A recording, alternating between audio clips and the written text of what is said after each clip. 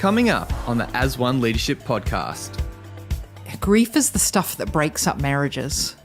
So you've got to let each other grieve at the speed that person grieves at. Grief, you can't make grief right. You have to sit in the uncomfortableness of it. And so if the other person is going through that time of crying or outwardly showing, you have to just don't try and make it all perfect, because it's not going to be. Welcome everyone to the AsOne Leadership podcast. Today you're here for a bonus episode. We had Jo Hood here a couple of weeks ago, but she was so good, we had so much more to talk about, so we're doing a bonus episode. So welcome back, Jo. Thank you. Thanks for joining us again today. I want to talk about leadership, and want to specifically focus in this episode on the topic of grief. And grief is something that everyone goes through at different times of their life, and it's quite a journey when you do. And I think you're probably overqualified to talk about it. You've had some really difficult things happen in life, and it's not easy to talk about, but I've heard you talk about some of those things before, and it's really helpful as well. So thanks you so much for being willing to talk about it today. I really appreciate it. Leadership, you're clearly a great leader. And leadership can be fun and exciting, and many big highs and mountaintops, but there's valleys that can be just as deep as the highs, trials and even tragedies. Recently we were both at a kind of a missional conference, and as attendees we're all encouraged to talk about our love of place, and we were encouraged to bring an artefact from our area and talk about what it means for us, and it was quite a powerful time for most people that were there. But when your turn came, I guess I was moved and surprised at the same time. I was surprised to hear that you don't feel that you have a place here in Australia, because you've been here for about 14 years.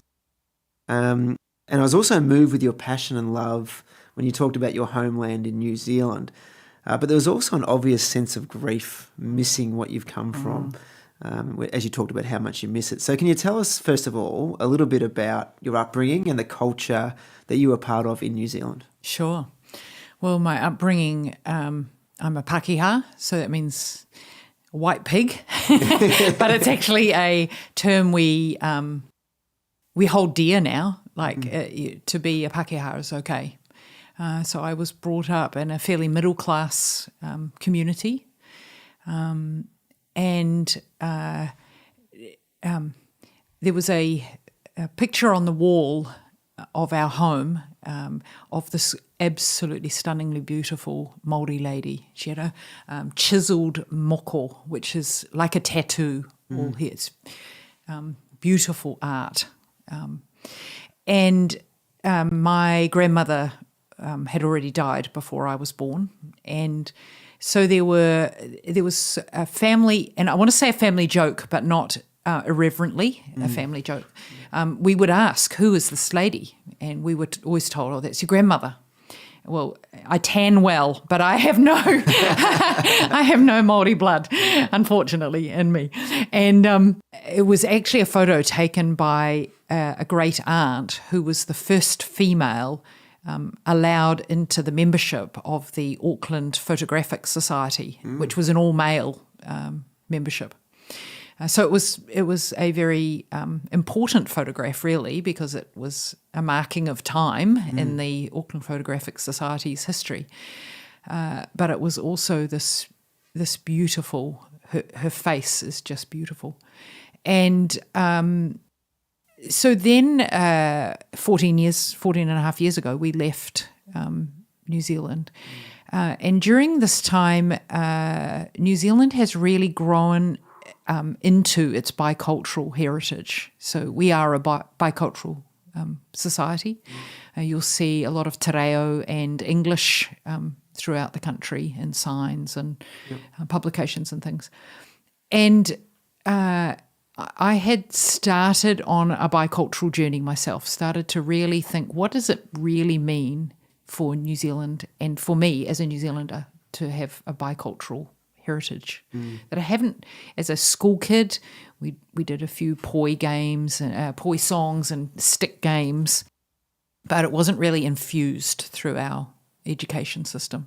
When I came here, that was the thing I missed the most: the Māori and the Pacifica. Part of particularly Auckland. Auckland is actually the Pacific Island capital of the world. There are more Pacific Islanders in Auckland than there are in the Pacific Islands. Yeah, right. And so artwork is just everywhere. It's on all our motorway edges and things like that is Māori and Pacific Island artwork.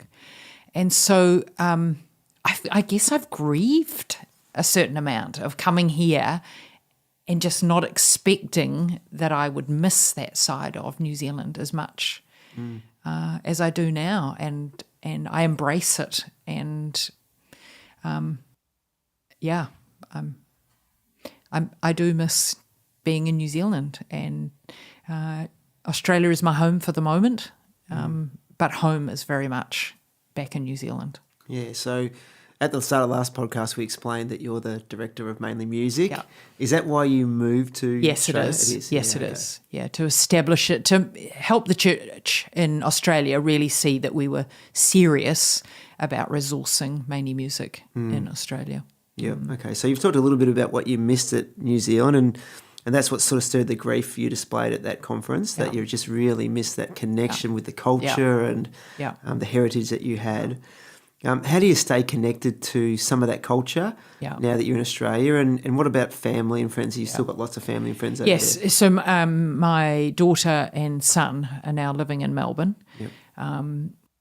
And I go back regularly, when it's not COVID, to New Zealand and connect with my friendship base there and people who have had impact in my life and I have impact in their life. My parents are still alive. My brother and sister and their families live in Auckland. So I for a while, not just more recently, but for a while I was really trying to learn some te reo, some of the Māori language, and I was teaching my grandson it actually. That's special. Yeah, it was. It was really cool. Yeah, cool. So being in Australia, do you think you'll ever feel, we were talking at that conference about loving the place, having a sense of place. Do you ever think that'll develop in Australia? Yeah, I was really impacted that particular day at how I hadn't really put roots down. And I think that's because I had always thought that we would be here for a season and then go back to home. Yep. But now that I've got grandchildren here and now that I'm on my own, I'm not so sure whether that will happen or when that would happen. So the future aspirations you're not really sure about. You could be here forever. Yeah. Yeah, okay. Yeah. So do you think that will kind of help you to put roots down a bit more? Or Yeah, if COVID hadn't happened, I had actually decided that I would do some internal work about all that. Yeah. However, I've just been running. I haven't had time to think of anything. Zooming, right? Yeah, absolutely zooming. That's right. Yeah, it'd be good to have shares in that right now. Yes. Yeah, very good. So obviously that's a grief journey, and I think that'd be very helpful for people to hear that. We've got people at our church, like our worship leaders, for example, whose have parents and relatives and stuff are all overseas, and it's always hard at Christmas and those times to do that. So it's helpful, I think, for people listening to hear some of that journey and how you stay connected with your culture. So obviously that's a grief situation you've been through, but there's another source of grief that I can only imagine would be even more difficult than that, and that is that a little while ago you lost your husband, Steve. And so first of all, how are you doing? All right. Yeah. How long ago was that? 18 months. 18 so it was months. September 2018. Okay. And was that from a long illness? Was it unexpected, expected? No, it was unexpected. So he, a year before that, he found he had a rare melanoma tumour in his right eye, and in the end had to have the whole eye out. And then almost on a year of finding out, it was about 13 months of finding out that of the eye tumour, the cancer had metastasised to his liver. Okay.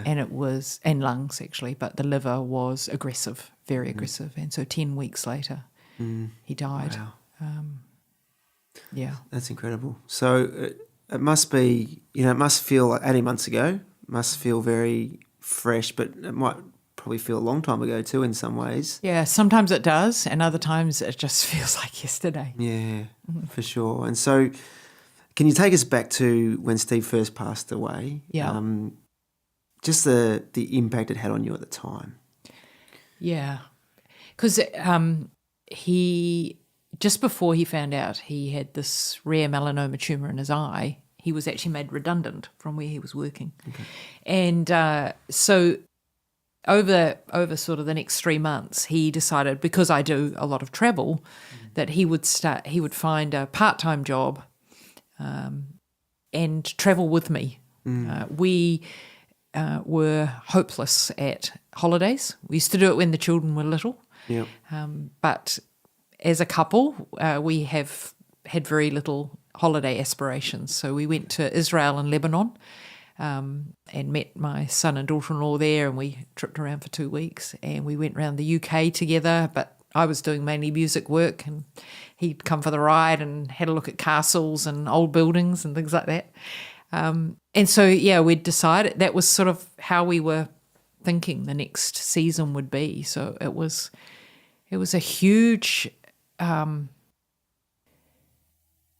hiccup to realise that, number one, I was going to be on my own, and number two, that he was not going to be by my side when I travelled. So I imagine it's the grief of losing the person that you love and you share your life with and plan to share the rest of your life with. But it's also the grief of losing the future memories that you plan to have as well, and the travel. And because often people work very hard for a lot of years knowing that they kind of bank up, when we retire or get closer to that, we can sort of settle down and travel. So the grief of that being wrenched away unexpectedly, I can only imagine how hard that would be for you. So I so appreciate you, sharing about this, because, it is so recent and so difficult. But I think, there'll be a lot of people watching this by the title, grief, because they're going through it, or they've been through it, or they anticipate going through some sort of grief now or in the future. So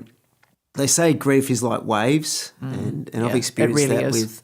with other things nowhere near at the extent you're going through. But my wife had open heart surgery, and on the same day my son was diagnosed with diabetes, and so I find that the grief of both of those things kind of hit you at different times, and but yours is obviously at a much higher level, losing someone you love. So that's been your experience, and it's kind of like waves. It is. Yeah, it is. Yeah. So it hits you hard sometimes, and then it sort of subsides a little bit, and you can sometimes I can talk about Steve, and there's no tears, and I think, I hope people don't think I've forgotten him. And other times the tears just come, and it might be that you're in the car and just you have this memory about him. It might be because Stephen and I own the Maney Music building that Maney Music operates out of here. So we would say, oh, we need a door over there, and a couple of weekends later there'd be a door, and so there's a lot of Steve. In the office, there's a lot of Steve in my home. There's a lot of Steve at my daughter's house too, where he's done building projects and things for us. Surrounded by memories. Yeah, you are. And so that just something will trigger, and that grief wave comes over you. Yeah. It can, like you said, it can happen at the most unexpected times, can't it? And, it can. That would be really hard to journey through and to cope with. And you said to me recently something that really stuck with me as you were talking about that, and you said to your family that something along these lines. I don't want to misquote you, but it was something like that: you need to grieve well rather than bottle it in, because if you bottle it in now, you'll fall apart down the track. Yeah. Yes. Can you unpack that a little bit for us? So that I don't know whether I answered your first question really well, actually, but that was very key.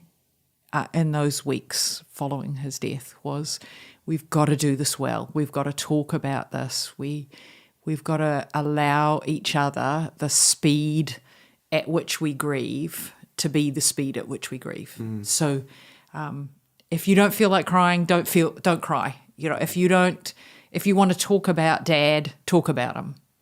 And after the funeral, I created a photo book for each of us with photos of Stephen, and one for Stephen's brother as well. And that book for each of us, for me, I didn't actually open it until, well into the first year. I think it might, can't remember what it was. No, I think it was after the first anniversary. I couldn't even take the wrapping off it. Whereas my daughter had picked it up, and she and Mason had been looking through it often because it was a great way for Mason to see Granddad. And Stephen had been around him a lot in that. How old was Mason? He was 2. He'd 2 years, 1 month. So, he'd just turned 2. And it's important, isn't it, at that age to keep the memory alive? Absolutely. And so that age you can kind of forget, and you don't want that. Yeah. And so, I said to the kids, grief is the stuff that breaks up marriages. So you've got to let each other grieve at the speed that person grieves at. And I have tried not to burden my kids with my grief because I want them to go through it as a couple, but they have been so generous to me in hugging me. I'm not a particularly huggy person, but one day Daniel gave me a hug. I was just like, oh man, I didn't even realise I needed that, but I did. Yeah. Or they've allowed these tears, so we've just allowed each other. We don't try and make it right. Grief, you can't make grief right. You have to sit in the uncomfortableness of it. And so if the other person is going through that time of crying or outwardly showing, you have to just don't try and make it all perfect, because it's not going to be. Just sit there in silence. Give them a tissue, make them a coffee, whatever, a practical thing like that. But you can't make it right. We've got to be able to go through it. And sometimes the practical thing's just sitting and listening. Yeah, exactly. Letting them cry. Exactly. Well, for me, it's always making coffee. Yeah. Put the kettle on that. There are actually 6 love languages, and the 6th one is coffee. Yeah, coffee cures a lot of stuff, doesn't it? But and we have also made sure that, and even around the Mainly Music office in Australia and in New Zealand, Steve's name is still used. Like, we talk about him like he's not like he's still there, but he's not a taboo. Because subject. often people don't want to talk about it. You just don't talk about it anymore, do you? And that's a shame, because I think you miss a chance to honour the person and to work through the grief and also celebrate the life of absolutely. the person that you love so much. Absolutely. So, I don't know if it was you that said to me recently, but someone said to me recently that tears you never forget. Okay. No, that wasn't me. Okay, yes, tears are powerful, and you never forget tears. Yeah. And I was thinking about that, and I can think of key moments in my life where I saw people show emotion and shed tears, and it had an impact so much more than, when you see someone laugh about something, or there's something about tears that I guess exposes the rawness of our humanity and shows, I guess, the depth of love that you have for someone as well. So, I love the change in society, particularly with men in recent years, where, real men don't cry and you bottle it up. And I think coming out of the world wars, it was very much like that. You never talk about it, you just be strong. And I think there's a real strength in vulnerability and tears, and you become relatable, you become human again, I think. Yeah. So, Yeah, and I think that the other thing I said to the kids was, if we bottle it up and don't allow those waves, don't recognise those moments of grief, I don't want to be picking you guys up in 5 years, and I don't want you picking me up, and we just being devastated by this grief, that because it eats away at you. So you've got to work through it. That's a hard thing, isn't it? Because it sounds cold, but life does go on. Yeah, it does. And usually the loved one that has gone, what they would want for you is to keep living your life and keep having joy with your family and all that. And if you fall apart in some ways, that's not at all what they would have wanted. So, but easier said than done, I imagine. Yeah, for sure. Yeah. So, thinking about waves, grief being like waves, what is a good day for Joe look like, and a bad day for Joe look like? Yeah. So a good day is still remembering him, still thinking about he was a bit of a trickster. Some of the things he said right up to the last minute before he died, made you just laugh and laugh. And so there are still sayings, or we all say, what would Dad say about that? Or sometimes I'll even go, now where would Stephen have kept that?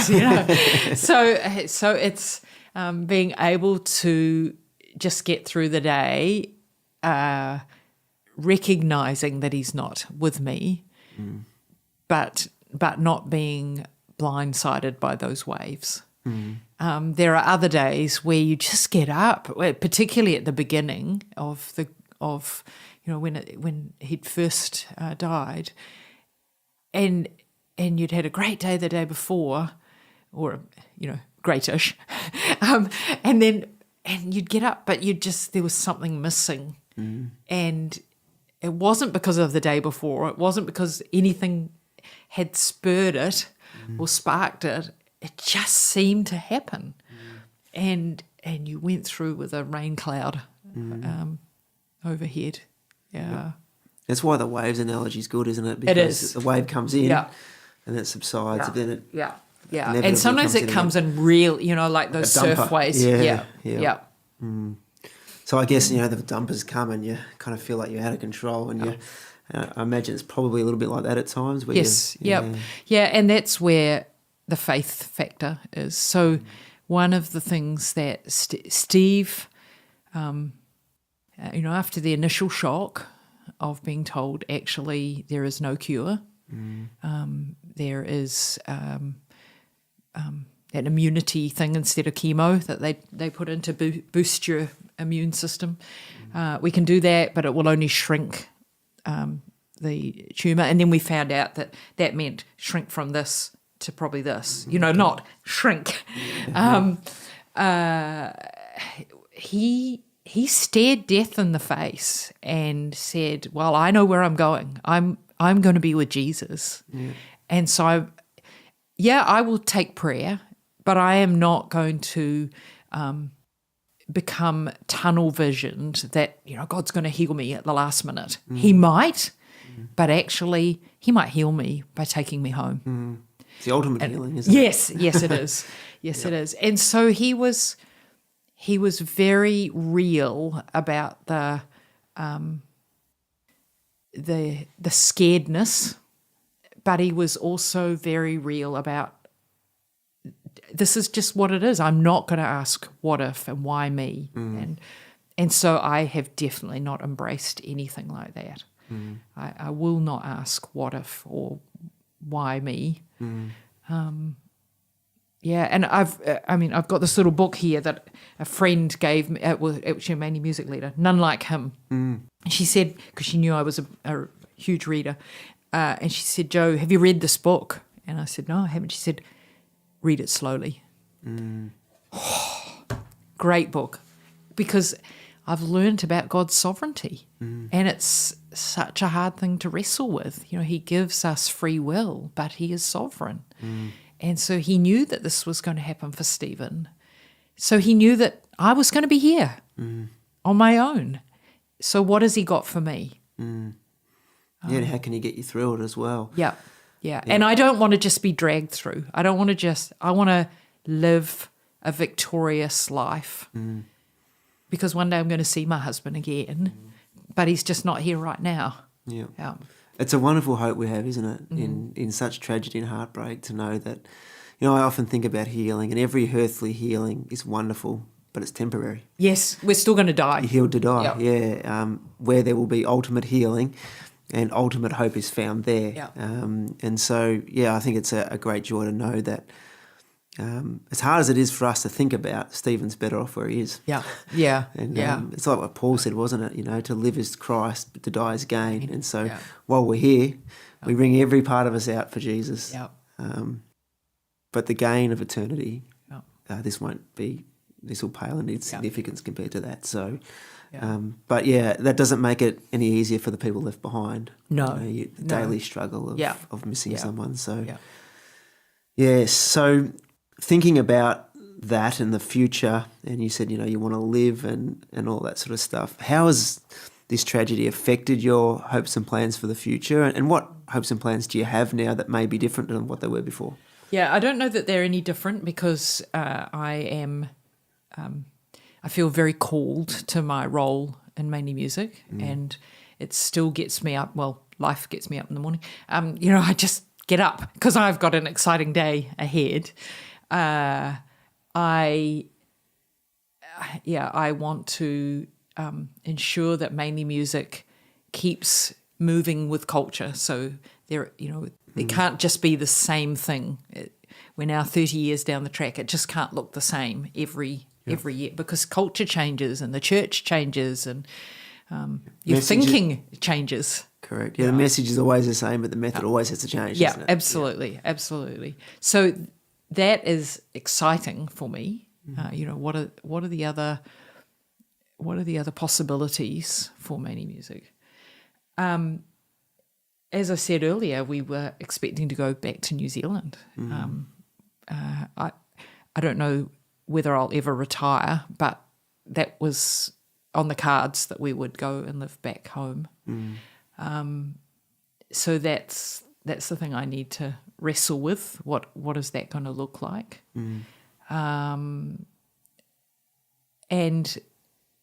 Because I'm really.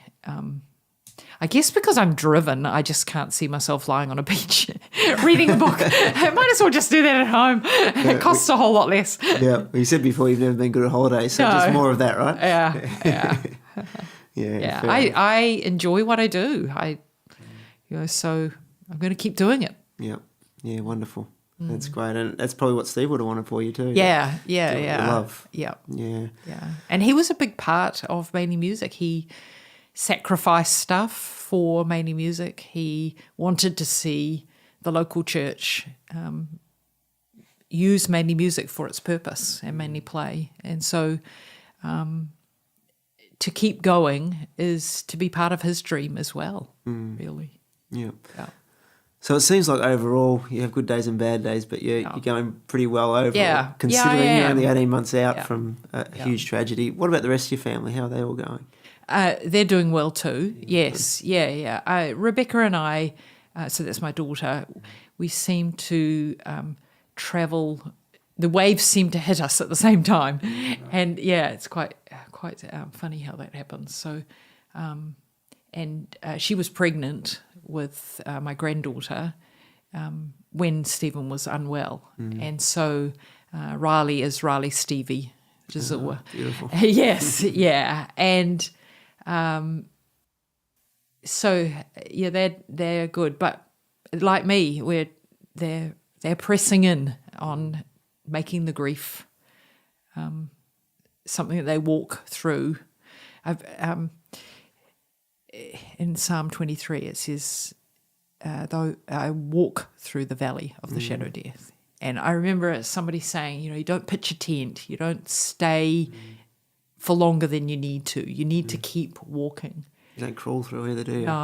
No, yeah. And even if it's only a millimetre at a time on some days, you just, And none of the family have, I don't think so, that they've asked why us? So that hasn't really entered our narrative around this. Yeah, well, I guess being people of faith really helps that as well. That we kind of understand, don't we, the impact of sin in a fallen world and what that means for our frailty. And being a Christian and a person of faith doesn't make us immune to sickness and tragedy and all that. But what it does do is give us a hope that we've got someone journeying with us in the midst of it, and we have an eternal hope that outweighs it all. It's a wonderful thing to have. I often wonder about people who go through similar things without faith. It must be so much more difficult not to have that hope. Well, I think they make sense of it out of the worldview they have. And I have not understood that peace that passes all understanding until now. It's a peace that you cannot put into words. And I think it comes infused with hope.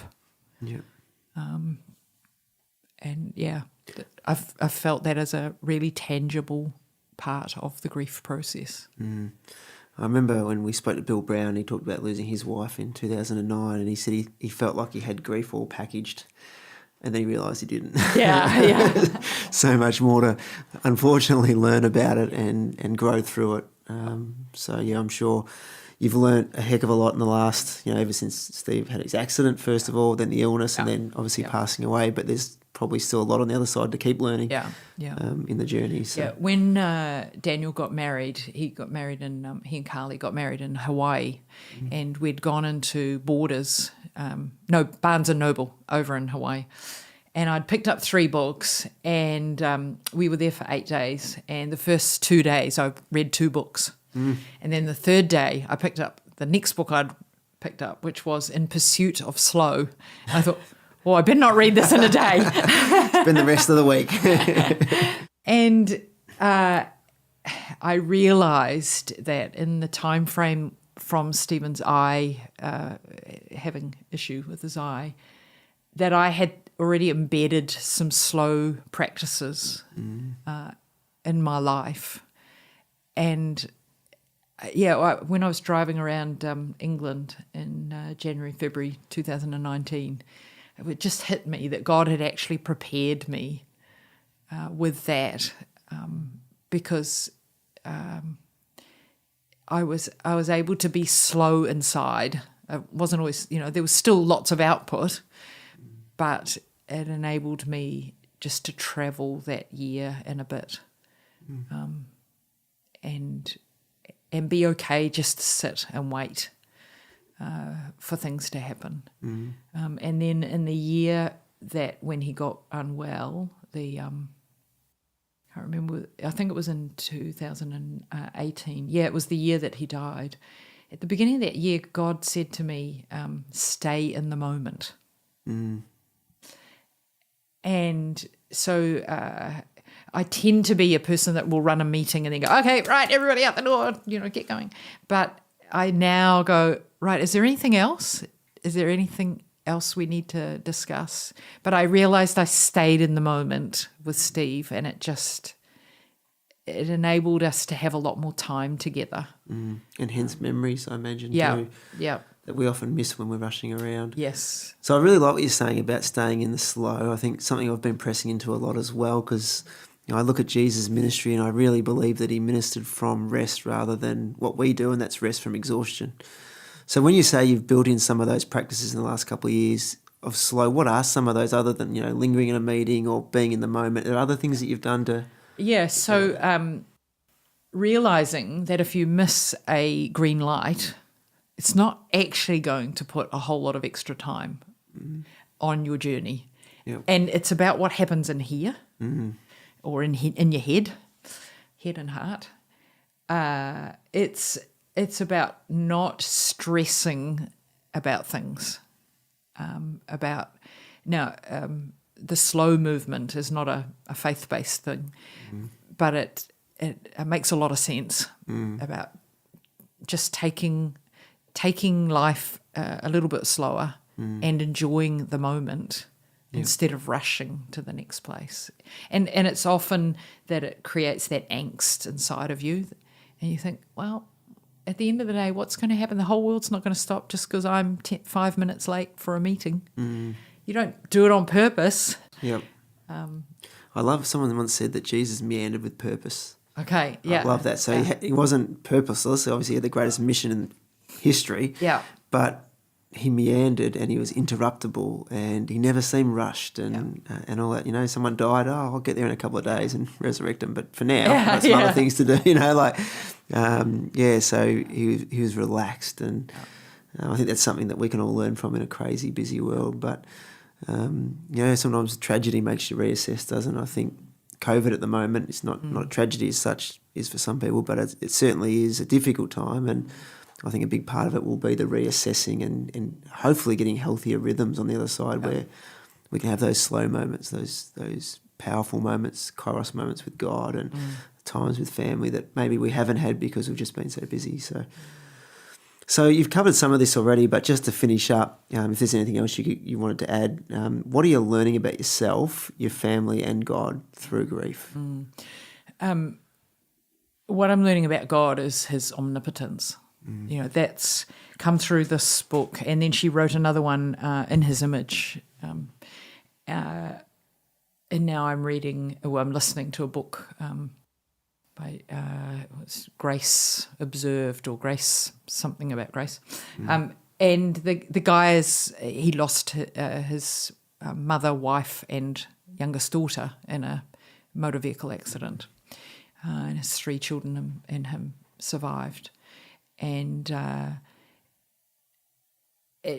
the reminder that God is with us even in these really dark times, even in these really difficult times, that there is that tension of free will and omnipotence.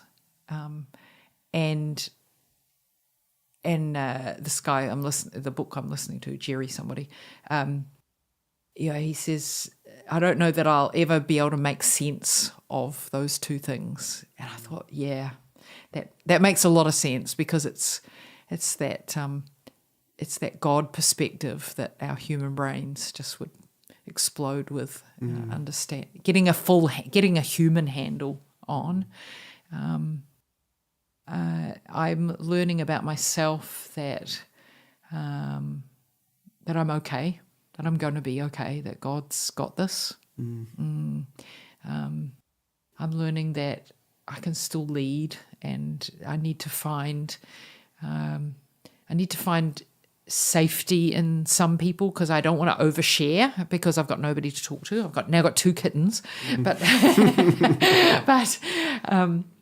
I think sometimes, especially because I'm a verbal processor, it's very easy to express everything to everybody just because you're verbally processing it. So I'm choosing the people I'm discussing stuff with.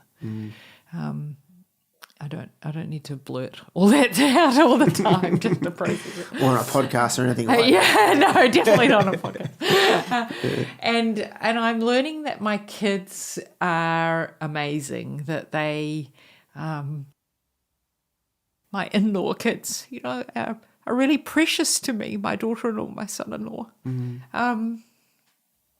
That they have enveloped me, and they have made themselves available to me, and my son and daughter are just outstanding. And we've had my daughter and I have just had a more open conversation just recently about life and family and things like that. And I am just beyond grateful to her to having that conversation with me, and our relationship is so much richer through that. So I'm grateful to my kids that they are vulnerable to me and allowing me to be vulnerable to them. And you didn't ask about staff, but my staff the staff team are just amazing too, in a whole different way, because Steve was very visible in and amongst mainly music. They have embraced talking about him. He's still got his workbench out in the warehouse. It took me a year to throw away the old T-shirt that he'd left there, and they just left it. They didn't. If it bothered them, they didn't let it show. Yeah, it's beautiful. And and the fact that they are prepared to use his name. Oh, Steve would have laughed at that, or we need Steve back because that we need a door there, or that door needs fixing, or something like that. Yeah. So, yeah, I'm very, very grateful. Yeah, that's wonderful. I think you said before that you realise you can keep leading, but I think you can probably lead from an either greater depth. There's a reservoir there now that you can draw from of empathy and understanding, because in a ministry like mainly music, you're going to find families with all sorts of triumphs and tragedies. Yes, you do. And so you can have a greater empathy for some of those people too. So I think one of the heartbreaks is when there's a tragedy. Sometimes it pulls families apart, but one of the greatest joys is when you see a tragedy in a family, when it brings people together. Yes. And it sounds like for you and your family, absolutely, gone even deeper in that. Yeah, which is we a have. wonderful thing. Yeah, we have, and we haven't been a family that has very many traditions. That's just not who I am. I like the new all the time, and we now have a tradition of. What we're going to do on Steve's birthday and what we're going to do on he said he wanted fish and chips and a beach. He didn't even like beaches. I don't get where he got that from. But fish and chips, Yeah. Yeah, I know. And so we had that last September. Beautiful. We're going to do that every year. Yeah. That's special. And it's just as special to have all the family there together doing it, isn't it? So.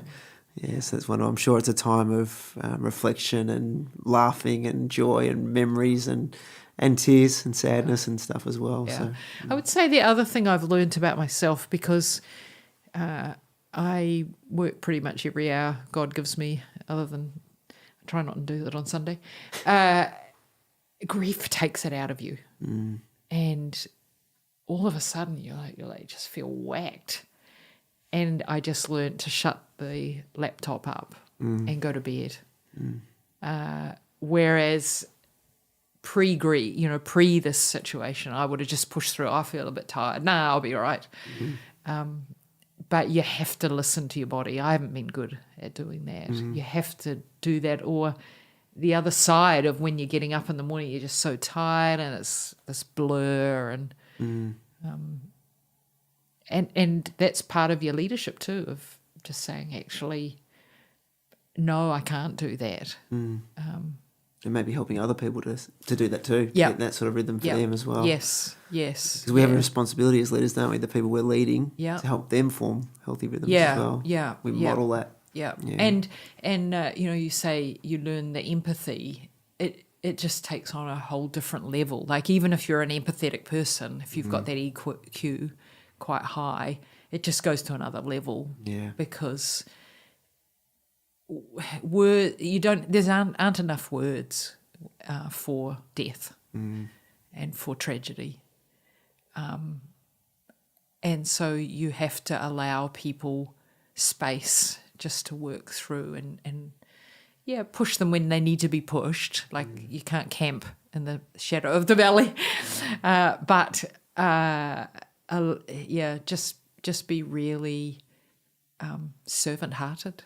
And, what can I do for you in order to help that next stage? And help people find those rhythms, like you say. Yeah, for sure.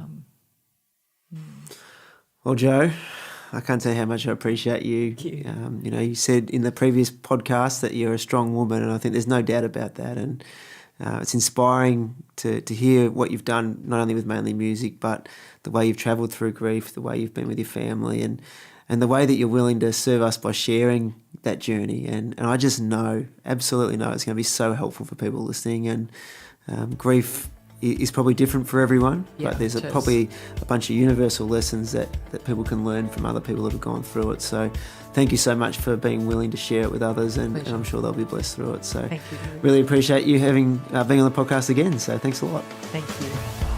Thanks for listening to the AsOne Leadership podcast, getting you in the room with experienced leaders so you can grow and thrive in leadership. This podcast is hosted by Luke Williams and brought to you by Follow Baptist Church. If you're listening to this podcast, please subscribe on your favourite podcast app. And if you're listening on Apple Podcasts, please leave us a review. Your feedback will help us grow further and bring new, insightful content to you. For those watching on YouTube, please like this video, leave a comment, and subscribe to the Follow Church channel. Ultimately, if you found this episode valuable, please share it with others who can also benefit from it. We can't wait to share more experiences and knowledge in our next episode, from Melbourne to the world.